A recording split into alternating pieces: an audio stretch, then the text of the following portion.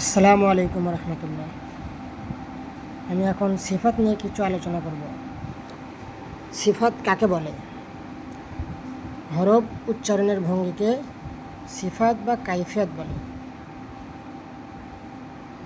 কাইফিয়াত কী জিনিস? কাইফিয়াত হলো উচ্চারণ ভঙ্গি। উচ্চারণ ভঙ্গি কাকে বলে?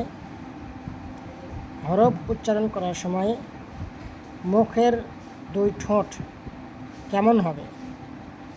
গোল হবে নাকি দুই ঠোঁট মেলে যাবে? যেরকম হ,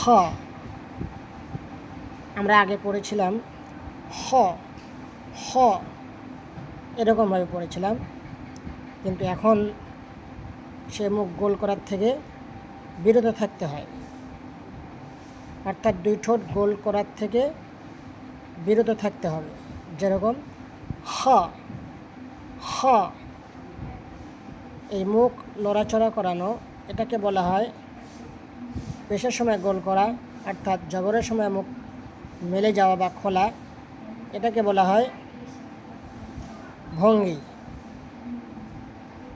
ইংলিশে বলতে গেলে স্টাইল। আরও সহজ ভাষা বলতে গেলে হরফ উচ্চারণের সময় মুখের যে অবস্থার সৃষ্টি হয় সেই অবস্থাকেই ভঙ্গি বা কাইফিয়াত বলে বা স্টাইল বলে।